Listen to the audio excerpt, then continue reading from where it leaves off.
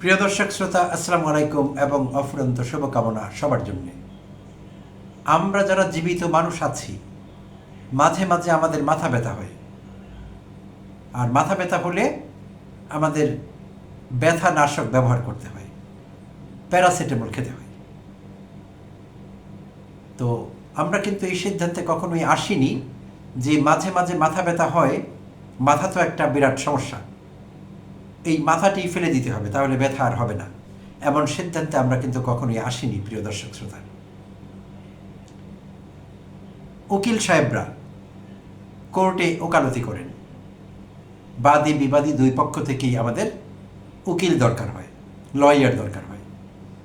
তো মাঝে মাঝে দেখা যায়, সব সময় না, সব উকিল একই রকম না, কিছু কিছু অসৎ উকিল আছেন, তারা লিগাল ম্যাল প্র্যাকটিস করেন। আইনের ভাষায় এটাকে আবার বলা হয় লিগাল ম্যাল প্র্যাকটিস, অর্থাৎ উকিল হয়ে বা আইনের লোক হয়ে বেআইনি কাজ করা, ম্যাল প্র্যাকটিস করা। তো উকিলরা যেহেতু মাঝে মাঝে ম্যাল প্র্যাকটিস করেন, তাই ওকালতি বন্ধ করে দিতে হবে, এমন সিদ্ধান্ত পৃথিবীর কোনো দেশের সরকার কখনো নেয়নি। আমাদের ডাক্তার সাহেবরা অনেকেই সরকারি হাসপাতালে চাকরি করেন, বিভিন্ন হাসপাতাল জুড়েই আমরা ডাক্তার সাহেবদের দেখতে পাই। তো এখন কথা হলো, সেই ডাক্তার সাহেবরা তাদের হসপিটাল যে আওয়ার আছে, অফিস আওয়ার 9টা 5টা বা যার যে শিফট আছে, সেই শিফট থেকে তিনি যখন মুক্তি পান, অর্থাৎ তার দিনের কাজটি শেষ হয়, তখন তিনি তার অবসরে কোথাও প্রাইভেট চেম্বার খুলে প্র্যাকটিস করেন। এইটি তার জন্যে নিষিদ্ধ না।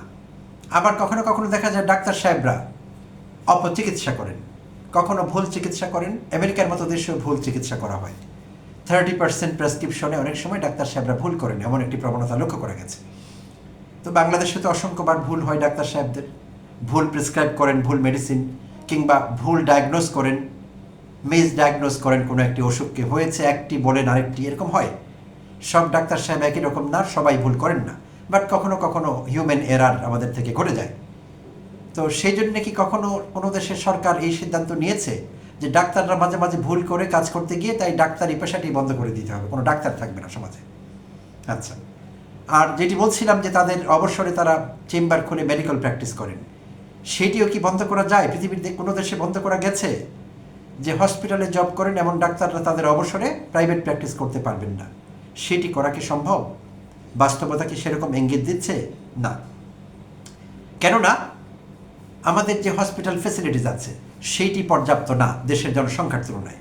তাই হসপিটালে যারা রোগী হিসেবে যান, সেবা নেন, সরকারি হসপিটালের সেবা, এর বাইরেও অসংখ্য মানুষ আছেন যারা একটু বেশি পয়সা ব্যয় করে প্রাইভেট চেম্বারে গিয়ে তাদের সুবিধা মতো, তাদের সময় মতো ডাক্তার সাহেবদের কাছ থেকে সেবা নেন। তো সেটি তো দোষের কিছু না, আর সেই জন্যে ডাক্তার সাহেবদের প্র্যাকটিস বন্ধ করা হয়নি, আর হবেও না। আর যদি করা হয় সেটি অত্যন্ত ইমপ্র্যাকটিক্যাল একটি সিদ্ধান্ত হবে সরকারিভাবে। এই সিদ্ধান্ত কোনো সরকার আজ পর্যন্ত নেয়নি। যদিও অনেক সময় নাগরিকেরা আলোচনা করেন যে ডাক্তার সাহেবরা প্রাইভেট প্র্যাকটিস করেন, হসপিটালে ভালো সার্ভিস দেন না, এরকম অভিযোগ আছে। তো সেটি ভিন্ন কথা, সেটি হসপিটাল কর্তৃপক্ষকে দেখতে হবে। যখন একজন ডাক্তার সাহেব তার নির্দিষ্ট কর্মঘণ্টায় হসপিটালে থাকেন, তিনি সেবাটি ঠিকমতো দিচ্ছেন কিনা, না দিলে তার বিরুদ্ধে ব্যবস্থা নিতে হবে। ব্যবস্থা নিতে না পারা তাদের অযোগ্যতা, তাদের অদক্ষতা, কিংবা তাদের অবহেলা, কর্তব্য অবহেলা বলা যেতে পারে, নেগলেক্ট অফ ডিউটি। ঠিক একইভাবে উকিল সাহেবদের লিগাল ম্যাল প্র্যাকটিস বন্ধ করবার জন্যে দেশের অ্যাটর্নি জেনারেলকে ব্যবস্থা নিতে হবে, সরকারের আইন বিভাগকে ব্যবস্থা নিতে হবে। কোন কোন উকিল ম্যাল প্র্যাকটিস করছে, লিগাল ম্যাল প্র্যাকটিস, তাদের খুঁজে বের করে শাস্তির আওতায় আনতে হবে। আচ্ছা, তো এবার আসি মূল আলোচনায়, যে জন্য আমি আমার এই এপিসোড ফেলেছি, আপনাদের ফাঁদে ফেলেছি দেখবার জন্য। তো মূল কথাটি হলো, আমাদের শিক্ষামন্ত্রী ডক্টর এহসানুল হক মিলন, তিনি সম্প্রতি একটি বক্তব্য দিয়েছেন। তার বক্তব্যটি হলো, আমি শেয়ার করছি আপনাদের সঙ্গে হুবহু।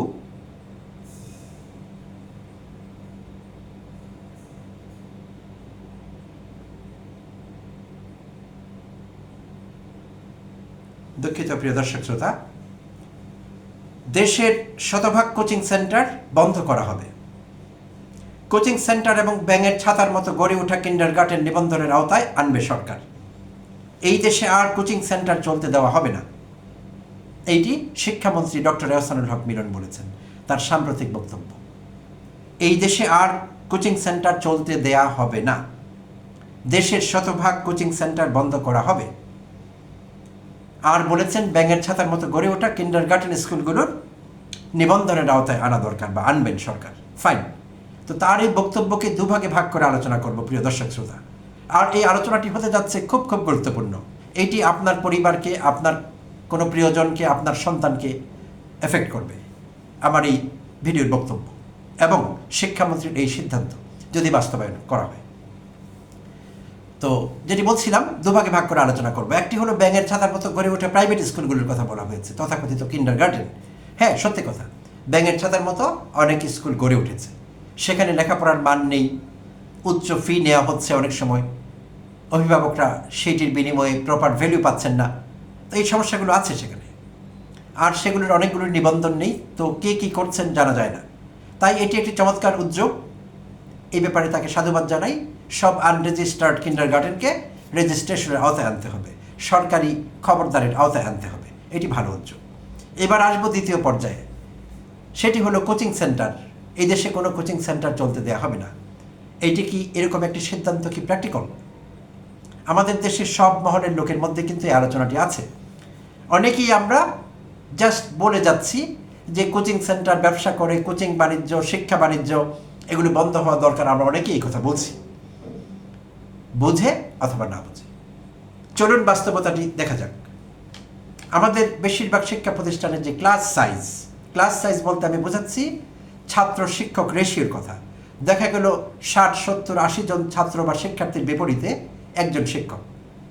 তো শ্রেণীকক্ষে এই 50, 60, 70 জন শিক্ষার্থীকে একজন শিক্ষক যখন পড়াচ্ছেন, তখন শিক্ষক কি তার কাঙ্ক্ষিত সার্ভিস দিতে পারছেন? শিক্ষার্থীদের যদি কোনো প্রশ্ন থাকে টিচারের কাছে, শিক্ষকের কাছে, তারা কি সেই প্রশ্নটি করতে পারছেন? করলেও সেই প্রশ্নের উত্তর কি তারা পাচ্ছেন?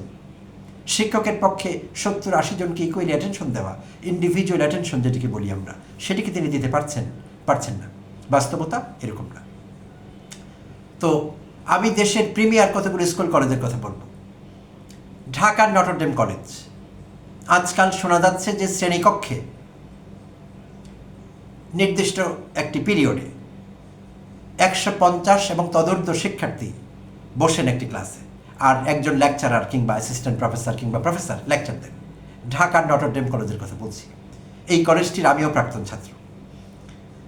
তো আমাদের সময় ক্লাস সাইজ যত বড় ছিল না, কিন্তু এখন শুনছি 150, 60, 70 জন শিক্ষার্থী একই ক্লাসে বসে থাকেন এবং সেখানে একজন শিক্ষক লেকচার দেন। তো এইটি অভাবনীয়, ভাবা যায় না আসলে। অক্সফোর্ড ইউনিভার্সিটি থেকে যদি শ্রেষ্ঠ শিক্ষককে এনে দেওয়া হয় 150 জন শিক্ষার্থীকে শেখাবার জন্য, সেখানে শিক্ষার্থী আসলে কি পাবেন? একজন শিক্ষকের কতটুকু পাবেন একজন শিক্ষার্থী ইন্ডিভিজুয়ালি? একজন শিক্ষক ইন্ডিভিজুয়াল অ্যাটেনশন কতটুকু দিতে পারবেন সেই শিক্ষার্থীদের? কোনো সম্ভাবনা আছে? নেই। ঢাকার হলিক্রস কলেজ, সেখানেও খোঁজখবর নিয়ে দেখেছি একই রকম ক্লাস সাইজ, 160, 170 জন শিক্ষার্থী একটি ক্লাসে বসেন, সেই ক্লাসে লেকচার হয়। এবং সেই সব শিক্ষার্থীদের যারা আমার অ্যাক্সেস স্টুডেন্ট অনেকেই, তাদের সঙ্গে কথা বলে আমি জানতে পেরেছি যে সেখানে তাদের সবাইকে বাইরে প্রাইভেট ব্যাচে পড়তে হয়। বেশিরভাগ ক্ষেত্রে সেই প্রতিষ্ঠানেরই শিক্ষকের কাছে, সীমিত ক্ষেত্রে অন্য প্রতিষ্ঠানের শিক্ষকের কাছে। যারা হলিক্রসে পড়ছেন হলিক্রসের টিচারের কাছে, যারা ভিকারুন্নেসে পড়ছেন ভিকারুন্নেসের টিচারের কাছে, নটরডেমে যারা পড়ছেন নটরডেমের টিচারের কাছে তাদের আলাদা ব্যাচে পড়তে হচ্ছে। কেন পড়তে হচ্ছে? শ্রেণীকক্ষে কাঙ্ক্ষিত ফলাফল পাওয়া যাচ্ছে না, সো পুষিয়ে নেবার জন্যে তারা বাইরে প্রাইভেট ব্যাচে পড়ছেন। কিন্তু কোনো শিক্ষক কখনো তাদেরকে বাধ্য করেনি, এই খবর আমার কাছে নেই। কোনো শিক্ষক কখনো গান পয়েন্টে পিস্তল রিভলভার ধরে কোনো শিক্ষার্থীকে, কোনো অভিভাবককে বলেননি যে আমার বাচ্চাকে,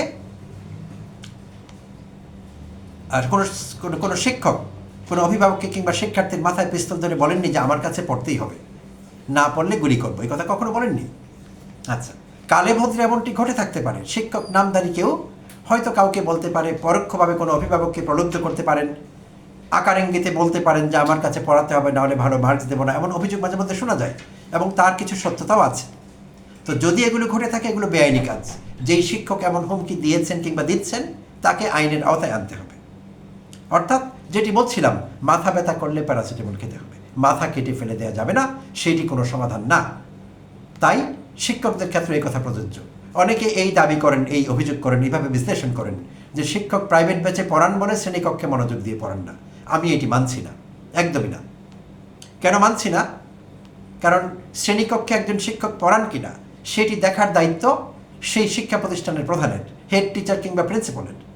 তাহলে বোঝা গেল তিনি তার কাজটি ঠিকমতো করছেন না। অযোগ্য কোনো অথর্ব কোনো টুটু জগন্নাথকে সেখানে প্রতিষ্ঠান প্রধান হিসেবে রাখা হয়েছে, যার কোনো যোগ্যতা নেই, যার কোনো প্রশাসনিক অভিজ্ঞতা নেই, যিনি তার শিক্ষকদের নিয়ন্ত্রণ করতে পারছেন না, যিনি জানেন না যে শিক্ষক শ্রেণীকক্ষে ভালো সার্ভিস দিচ্ছেন না, ঠিকভাবে পড়াচ্ছেন না। তাহলে সেই দায়িত্ব সেই প্রধানের। তাকে ছাঁটাই করতে হবে, তার বিরুদ্ধে আইনগত ব্যবস্থা নিতে হবে, তাকে প্রশিক্ষিত করতে হবে, কিভাবে অ্যাডমিনিস্ট্রেশন চালাতে হয় সেই সব বিষয় তাকে শেখাতে হবে। তো অ্যাড্রেস করতে হবে প্রপারলি, প্র্যাগম্যাটিক ওয়েতে। লাগাতার পাইকারি হারে সামারি নিয়ে কথা বলা যাবে না যে এই দেশে কোনো কোচিং সেন্টার চলবে না। বাংলাদেশের মতো দেশে তো কোচিং সেন্টার চলতেই হবে, এর বিকল্প কী? আমি নিজে একজন শিক্ষক, আমি প্রাইমারি থেকে শুরু করে বিশ্ববিদ্যালয় পর্যায় পর্যন্ত পড়িয়েছি। তো সব পর্যায়ের আমার অভিজ্ঞতা আছে এবং আমি সেই থেকে বলছি, আমার সেই অভিজ্ঞতা থেকে আমি বলছি যে এটি অসম্ভব। বাংলাদেশে কোচিং সেন্টার লাগবে, বাংলাদেশে কোচিং সেন্টার চাই। আচ্ছা, তো এখন কথা হলো উন্নত দেশগুলোতে কি হয়। আমি নিউ ইয়র্কে দীর্ঘ সময় ছিলাম এবং নিউ ইয়র্কে আমাদের শিক্ষামন্ত্রী ডক্টর এহসানুল হক মিলনও ছিলেন। সো তার কাছে আমার বিনীত জিজ্ঞাসা, তিনি কি কখনো দেখেননি যে নিউ ইয়র্ক সিটিতে অসংখ্য কোচিং সেন্টার আছে? নিউ ইয়র্কের শ্রেণীকক্ষে কি কম পড়ানো হয়? শিক্ষকরা কি ফাঁকি দেন? নিশ্চয়ই না। ক্লাস সাইজ কি আমাদের মতো বড়? নিশ্চয়ই না। তারপরেও তো সেখানে প্রাইভেট প্রতিষ্ঠান আছে, প্রাইভেট টিউশন অফার করা হয়, বোথ অনলাইন অ্যান্ড অফলাইন। কেন আছে সেগুলো? সেখানেও কি শিক্ষকরা কাউকে বাধ্য করছেন তার প্রাইভেট প্রতিষ্ঠানে গিয়ে পড়বার জন্য, লেসন নেবার জন্য? Absolutely not. তাহলে কেন সেগুলো আছে?